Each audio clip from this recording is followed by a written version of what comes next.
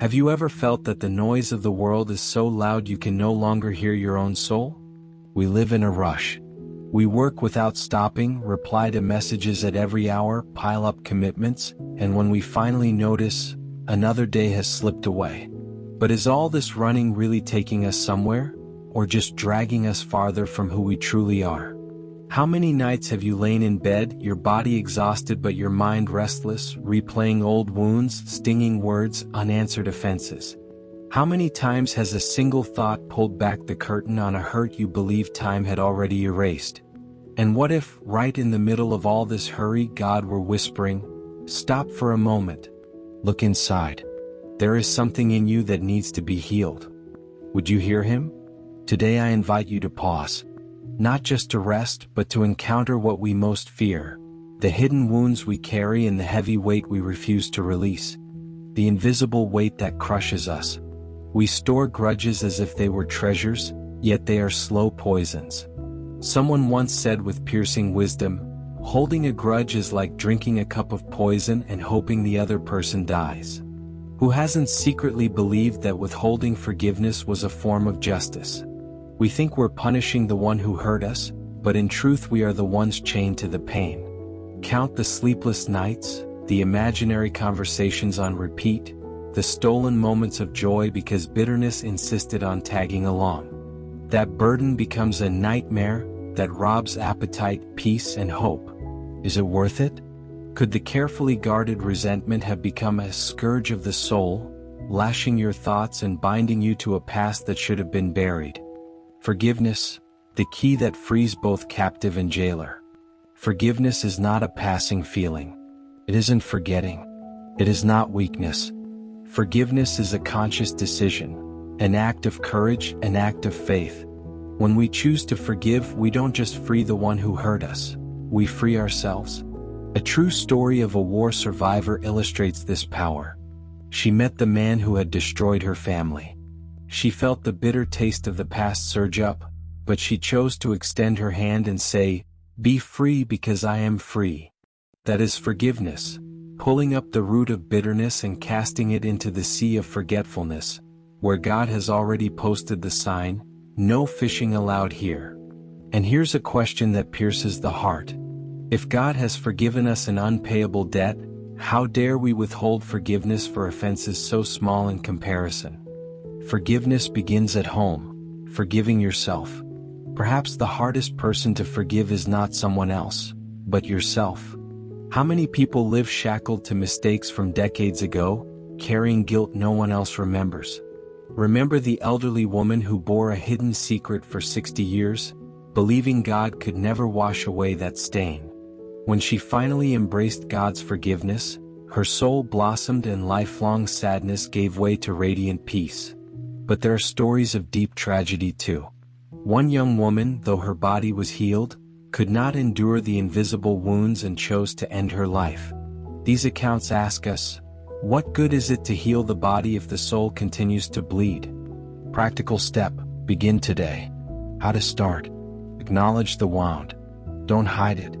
Time alone will not heal. It only deepens the abscess if nothing is done. Decide. Forgiveness is a decision, not an emotion. If you wait until you feel ready, you may wait forever. Approach with gentleness. Like a physician setting a broken bone, treat every conversation with care. A glimpse ahead. This is just the beginning. In the next section we will dive deeper. How to face old wounds time hasn't erased. How limitless forgiveness, 70 times 7, can transform relationships and bring lasting peace. Concrete steps toward reconciliation, even when the other person seems unwilling. When time doesn't heal but exposes. People often say, time heals everything. But is that really true? Think of how many stories we know, or have lived, where decades passed and the wound still throbbed. Jacob, even after 20 years away from his brother, trembled at the thought of their reunion. Joseph's brothers carried guilt for 22 years, and the memory still haunted them. Time by itself does not close the wound. It merely covers it like a thin scab over a deep abscess. One day, a single word, a familiar scent, a chance encounter, and the pain is as sharp as if it happened yesterday. Have you been living this way, hoping that waiting would be enough? Perhaps today is the moment to stop running and finally address the root. Jesus' call, 70 times 7. Peter, trying to be generous, asked Jesus if forgiving 7 times was enough. But Jesus replied with a challenge that shattered all calculations. Not 7 times, but 70 times 7. This is not about mathematics. It is not about reaching 490 and stopping. It is about endless opportunities to start again. It is about a heart posture that refuses to keep score. Think about it. How many times has God forgiven you? Would you want Him to say, "That's enough, no more"? If we don't want God to set a limit for us, why do we so quickly set limits for others? Unlimited forgiveness is not merely mercy. It is the only way to keep relationships alive. It is what sustains marriages, friendships, families, and communities. The courage to confront. Forgiving does not mean pretending nothing happened. Scripture is clear. If your brother sins against you, rebuke him. But rebuke is not attack. It is an act of love aimed at restoration. Imagine an orthopedic doctor setting a bone. Careful, precise, deliberate. That is how a hard conversation should be handled. Not to wound, but to heal. Ask yourself, is there someone who needs to hear your voice instead of your silence? Is there a conversation you keep avoiding, hoping time will erase it? Don't wait. Each day of delay lets bitterness sink its roots deeper. Forgiveness and self-forgiveness, 2 sides of the same coin. Perhaps the greatest battle happens within. Forgiving others can be hard, but forgiving yourself is often even harder. Remember the elderly woman who carried guilt for 60 years, convinced that God could never cleanse her stain. When she finally accepted His forgiveness, her soul blossomed, and lifelong sadness gave way to radiant peace. How many people live imprisoned by old guilt? How many smiles suppressed, dreams shelved, because they believe they don't deserve joy? Here is the liberating truth. God not only forgives, He erases, casts our failures as far as the east is from the west, and chooses never to recall them. If He has already wiped them away, why keep rewriting the record? The subtle pride behind bitterness. Holding on to resentment may feel like seeking justice, but at its core it is pride.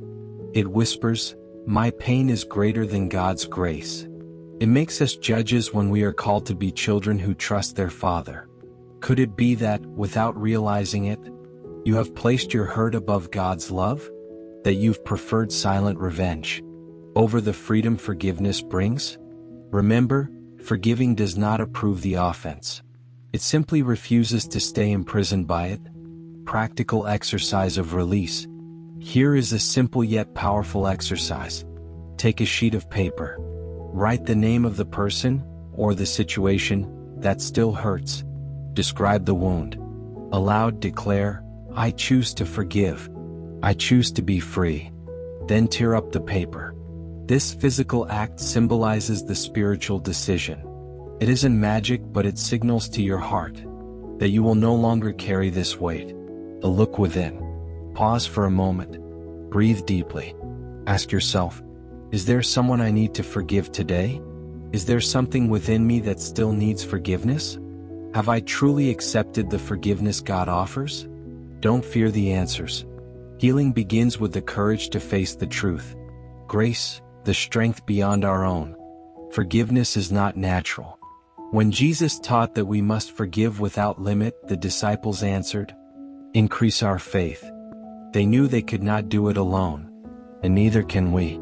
Forgiveness is a work of God's grace within us. It is not a skill we master but a daily miracle. It is allowing divine love to flow through our wounded hearts, turning them into channels of healing. Have you ever asked God for the strength to forgive? Perhaps your first step isn't to speak to the one who hurt you, but to kneel and whisper, "Lord, I can't do this, but your love in me can." Living forgiveness day by day. Forgiveness is not a single event, it's a way of life. It means guarding your heart each day, so that no root of bitterness takes hold. It means choosing every morning, not to revisit old injuries even when memories knock. Practical habits help. Daily self-examination. Set aside a few quiet minutes to ask if any new resentment is forming. Praying for those who hurt you. Even when it feels impossible, praying for them softens and reshapes your own heart. Courageous communication. Don't allow small tensions to pile up. Address them early with love and gentleness. Forgiveness and restored relationships. Forgiving does not guarantee full reconciliation, but it opens the door to it. Sometimes the other person will not, or cannot, come closer. Yet forgiveness extends an invitation. A safe space for restoration if repentance comes. Look at how Jesus treated Peter after the denial. He not only forgave him, he restored him with a personal message. Go tell my disciples and Peter. That simple, tender gesture shows that real forgiveness goes beyond words. It builds bridges. The soul set free. When we choose to forgive, something supernatural happens. Invisible chains break. The mind finds peace. The heart breathes freely.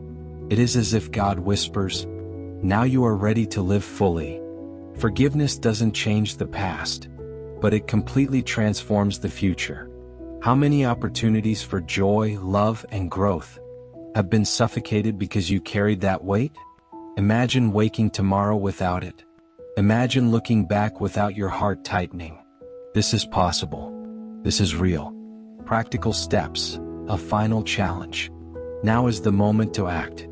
Not tomorrow, not when I feel ready, but today. Because the decision to forgive is, above all, the decision to be free. Pray now. Ask God for courage and grace. Choose a name. Who needs your forgiveness? Take a step. Make a call, send a message, arrange a meeting. The other person's reaction is not the point. The freedom is already yours. And if the person who needs forgiveness is you, then stand before a mirror and declare, "I receive God's forgiveness and I forgive myself. I will not be a prisoner of guilt any longer." A last invitation to your heart. Let me ask, is it worth carrying what is breaking you? Do you want to be free to love, to live, to begin again? You might think, but it's impossible. And I tell you, yes, it is impossible on your own. But with God's grace, the impossible becomes reality. Let this be the day. You pull up the root of bitterness, release those who hurt you, release yourself from ancient guilt, and finally walk light and free. Because forgiveness is not just about the other person. It's about you. It's about freedom. Closing inspiration. If life feels frantic, if your soul feels worn out, take this sacred pause. Breathe. Surrender. Trust. God is ready to renew your heart and write a brand new story. Remember this. Uproot that bitterness from your heart. Be free and let the other person be free. Forgiveness is the key. Freedom is the gift. And today is the day to open the door.